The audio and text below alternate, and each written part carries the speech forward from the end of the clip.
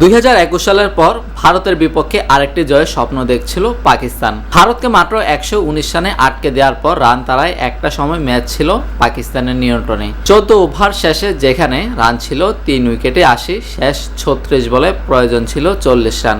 এরপরে পাকিস্তানি ব্যাটারদের ছন্দপতন ঘটে। ভারতের বিপক্ষে চাপহীন ওই সময়ে একজনও হাল ধরতে পারেননি, বরং আউট হয়েছেন দৃষ্টিকটুভাবে।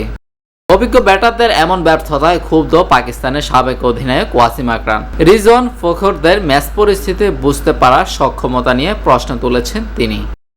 রোববার নিউ ইয়র্কের নাসা কাউন্টি স্টেডিয়ামে টি-20 বিশ্বকাপের ম্যাচটি 6 রানে হেরে যায় পাকিস্তান। ভারতের 119 রান তাড়ায় 113 পর্যন্ত যেতে পারে বাবর বাহিনী। প্রতি ওভারে মাত্র 6 রান দরকার, এমন অবস্থা থেকে একটি দল কিভাবে হারে সেটাই মাথায় আসছে না আকরামের। বিশেষ করে টপ স্কোরার রিজওয়ানকে নিয়ে প্রশ্ন তার। 44 বলে 31 রান করা একজন ব্যাটসম্যানের কাছে আরও ভালো কিছু আশা করেন আকরাম।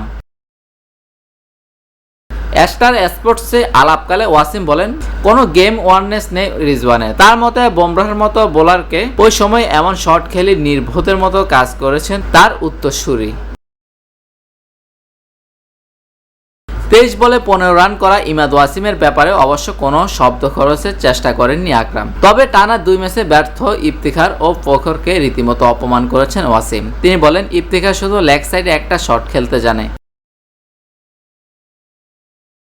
আকরাম কথা বলেছেন পাকিস্তান দলের খেলোয়াড়দের মধ্যকার দ্বন্দ্ব নিয়েও, বিশেষ করে বাবর আজম ও শাহিন আফ্রিদির মধ্যে নেতৃত্ব কেন্দ্র করে যে মানসিক লড়াইয়ের গুঞ্জন শোনা যায়, সেটিরই ইঙ্গিত উঠে এসেছে আকরামের কথায়। তিনি বলেন, খেলোয়াড়রা একে অপরের সঙ্গে কথা বলে না, এটা আন্তর্জাতিক ক্রিকেট, আর আপনি দেশের হয়ে খেলছেন। এ ধরনের খেলোয়াড়দের দেশে বসিয়ে রাখুন। News desk, TBC news.